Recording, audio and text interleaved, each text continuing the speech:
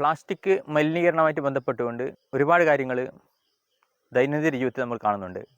നിത്യജീവിതത്തിൽ ഒരുപാട് plastic item നമ്മൾ തന്നെ ഉപയോഗിക്കുന്നുണ്ട്. ഉപയോഗിക്കുന്നത് നമുക്ക് കുറക്കാൻ പറ്റും. പക്ഷേ എന്നാലും പൂർണ്ണമായിട്ട് ഒരുപക്ഷെ പ്ലാസ്റ്റിക്കിനെ പൂർണ്ണമായിട്ട് നമ്മുടെ ജീവിതത്തിൽ നിന്ന് മാറ്റി നിർത്താൻ പറ്റുമോ എന്ന് ചോദിച്ചു കഴിഞ്ഞാൽ ഒരുപക്ഷെ പറ്റണമെന്നില്ല. കാരണം പ്ലാസ്റ്റിക് ഉൽപ്പന്നങ്ങൾ ഇപ്പം വരുന്നുണ്ട്. നമ്മൾ വാങ്ങുന്ന നമുക്ക് വേണ്ടുന്ന എല്ലാ സാധനത്തിൻ്റെയും കൂടെ പ്ലാസ്റ്റിക് കൂടെ നമ്മൾ വേണ്ടെങ്കിലും വരുന്നുണ്ട്. നമുക്ക് ആ സാധനം വേണ്ടാന്ന് വെച്ച് കഴിഞ്ഞാൽ മാത്രമേ അത് ഒഴിവാക്കാൻ പറ്റുന്നുള്ളൊരു അവസ്ഥയിലാണ് ഉള്ളത്. കാരണം ഇതിൻ്റെ പ്രൊഡക്ഷൻ നടക്കുന്നുണ്ട്. ആ പ്രൊഡക്ഷൻ യൂണിറ്റിൽ നിന്ന് പല സാധനങ്ങളായിട്ട് ഇപ്പോൾ നമ്മളൊരു ഗുളിക വാങ്ങിച്ചാൽ പോലും ആ ഗുളികൻ്റെ ആ ഒരു കവറിൻ്റെ അടിയിൽ പ്ലാസ്റ്റിക് വരുന്നുണ്ട്. പക്ഷേ നമ്മൾ പരമാവധി ഈ പ്ലാസ്റ്റിക്കിനെ മലിനീകരണം ഒഴിവാക്കുന്ന രീതിയിൽ ഉപയോഗിക്കുക എന്നുള്ളതാണ്. അതായത് റീയൂസബിൾ ആയിരിക്കുന്ന പ്ലാസ്റ്റിക്കുകൾ ഉപയോഗിക്കുക എന്നാത്തത്. വെള്ളത്തിൻ്റെ കുപ്പികളൊക്കെ കാണുന്നുണ്ട്, മിനറൽ വാട്ടർ അല്ലെങ്കിൽ ചില സോഫ്റ്റ് ഡ്രിങ്കുകൾ അങ്ങനെയുള്ളൊക്കെ ഉപയോഗിക്കുന്ന കുപ്പികളുണ്ട്. ആ കുപ്പീൻ്റെ അടിയിൽ ഒരു ത്രികോണത്തിൽ നമ്പർ കാണാൻ പറ്റും, 2, 4, 5.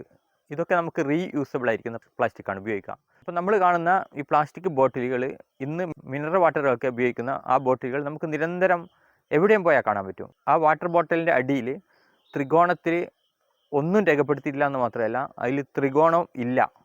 ഇത്തരത്തിലുള്ള പ്ലാസ്റ്റിക്കുകൾ റീയൂസബിൾ പ്ലാസ്റ്റിക്കുകളല്ല. അതുകൊണ്ട് തന്നെ നമ്മളൊരു പ്ലാസ്റ്റിക് സാധനം വാങ്ങിച്ചുകൊണ്ട് അതിൽ നമ്മൾ വീണ്ടും വെള്ളമൊക്കെ ഉപയോഗിച്ച് ചൂടിലൊക്കെ കൊണ്ടുപോകാനുള്ള ആരോഗ്യപരമായി നികർഷിക്കുന്നില്ല. അപ്പോൾ നമ്മൾ ചെയ്യേണ്ടത് വെച്ചാൽ ഉപയോഗിക്കുന്ന സാധനങ്ങൾ പരമാവധി പ്ലാസ്റ്റിക് അല്ലാത്ത ഉപയോഗിക്കുക. ഉദാഹരണമായിട്ട് ഇപ്പോൾ ചോറ് നിങ്ങൾ കൊണ്ടുപോകുന്നുണ്ടെങ്കിൽ നേരത്തെ പറഞ്ഞ പ്ലാസ്റ്റിക് 2, 4, 5 ത്രികോണത്തിൽ വരുന്നത് അത് വേണമെങ്കിൽ ഉപയോഗിക്കുക, അതിൽ വലിയ പ്രശ്നമില്ല. അതല്ലെങ്കിൽ കുപ്പി വെള്ളത്തിലെടുക്കുക. പൊതുബോധം എന്ന് പറയുന്നത് നമ്മൾ യൂസ് ആൻഡ് ത്രോ എന്നുള്ള ഒരു നിലയിലേക്ക് കാര്യങ്ങൾ പോയി.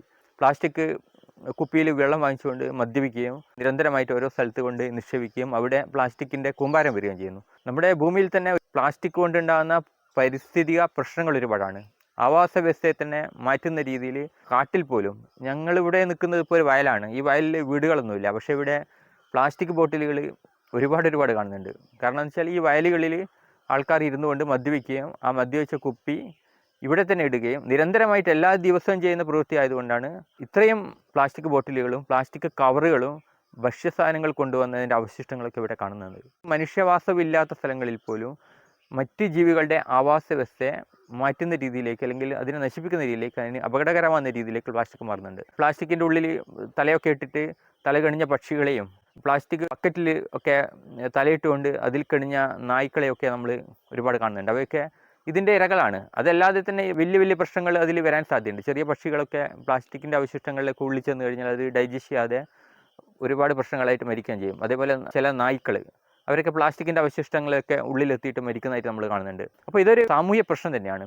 കാരണം ഇത് തീർത്തും നിരുത്തരവാദപരമായ സമീപനമാണ്. ഇപ്പം മദ്യപിക്കുന്നവർക്ക് മദ്യപിക്കാം, അതിന് മദ്യം ഇവിടെ ഉണ്ടല്ലോ, അത് നിയമ അനുസരണം തന്നെയാണ്. എങ്കിൽ തന്നെ മദ്യപിക്കുന്ന സമയത്തുള്ള ബോട്ടിലുകൾ പരസ്യമായിട്ട് എല്ലാ സ്ഥലങ്ങളിലും ഇരിക്കുന്ന സ്ഥലങ്ങളിലൊക്കെ ഇട്ടുകൊണ്ട് നാടിനെ മൊത്തം ജനവാസമില്ലാത്ത സ്ഥലങ്ങളിൽ പോലും പ്ലാസ്റ്റിക് ബോട്ടിലിനെ കൊണ്ട് നിറയ്ക്കുന്ന ഒരു അവസ്ഥയിൽ കാര്യങ്ങൾ പോയിരിക്കുകയാണ്. നമ്മൾ മനസ്സിലാക്കേണ്ടത് പഞ്ചായത്ത് തലത്തിൽ പ്ലാസ്റ്റിക് ബോട്ടിലുകൾ ശേഖരിക്കാനുള്ള ഒരുപാട് ബൂത്തുകളുണ്ട്. ആ ബൂത്തുകളിലൊന്നും തന്നെ കൊണ്ടുപോയിട്ട് ആരും വെക്കില്ല. ഇവിടെ മദ്യപിക്കുന്നവർക്ക് സഞ്ചിയിലിട്ടിട്ട് ഇനി ഇത്തരം ഉൾ സ്ഥലങ്ങളിൽ വന്നിട്ട് ആളുകൾ പോലും ഇല്ലാത്ത സ്ഥലങ്ങളിൽ വന്ന് വയലുകളിലൊക്കെ ഇത് ഇടുന്നതിന് പകരം ആ തൊട്ടപ്പുറത്തുള്ള കുറച്ചുകൂടി ഓപ്പൺ ആയിരിക്കുന്ന സ്ഥലത്തിൽ, അതായത് റോഡിൻ്റെ സൈഡിലുള്ള ഏതെങ്കിലും സ്ഥലത്താണ് ഇത് ഇട്ടിരുന്നെങ്കിൽ നമുക്കറിയാം ഇന്ന് ഈ ഒരു പ്ലാസ്റ്റിക് ബോട്ടിൽ എടുത്തുകൊണ്ട് അത് വിറ്റുകൊണ്ട് ഉപജീവനം നയിക്കുന്ന ഒരുപാട് ആൾക്കാരുണ്ട്. അവരൊക്കെ അതെടുത്ത് മാറ്റിക്കൊള്ളുകയും അവരുടെ ഉപജീവനത്തിലുള്ള പൈസ ഇതിൽ നിന്ന് കിട്ടുകയും ചെയ്യും.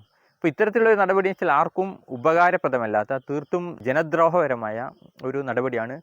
അത്തരം നടപടികൾ യഥാർത്ഥത്തിൽ ഇത്തരത്തിലുള്ള വ്യക്തികൾ മനസ്സിലാക്കുകയും അതിൽ നിന്ന് പിന്തിരിയുകയും ചെയ്യേണ്ടതാണ്. അതുമാത്രമല്ല നിയമ സംവിധാനം പഞ്ചായത്തിൻ്റെ അടിസ്ഥാനത്തിൽ ഇത്തരത്തിലുള്ള സ്ഥലങ്ങളിലുള്ള പ്ലാസ്റ്റിക് ബോട്ടിലുകൾ കണ്ടെത്തുകയും അത് കളക്ട് ചെയ്തുകൊണ്ട് വീണ്ടും ആവർത്തിക്കാതിരിക്കാനുള്ള പരിശോധന കൂടി നടത്തേണ്ടതാണ്. അങ്ങനെ ആരെങ്കിലും അത് മനഃപൂർവ്വം അല്ലെങ്കിൽ അറിയാതെ തന്നെ എല്ലാ ദിവസവും അത് ചെയ്യുന്നുണ്ടെങ്കിൽ അവരെ പറഞ്ഞ് ബോധ്യപ്പെടുത്തിയിട്ട് ഈ ഒരു കാര്യം അവസാനിപ്പിക്കേണ്ടതാണ്. ഏത് സ്ഥലങ്ങളിലും പോയി കഴിഞ്ഞാൽ ഇത് തന്നെയാണ് അവസ്ഥ. ഒരു വീഡിയോയുടെ ഷൂട്ടിങ്ങിനായിട്ട് വന്ന ഒരു സമയത്താണ് ഇതൊക്കെ കാണുന്നത്. അപ്പോൾ ഇതിനെതിരെ ഒന്ന് പറയണം എന്നുള്ള ഒരു സാമൂഹിക പ്രതിബദ്ധത ഒന്ന് ഉള്ളത് കൊണ്ട് മാത്രമാണ് ഇത് സംസാരിക്കുന്നത്.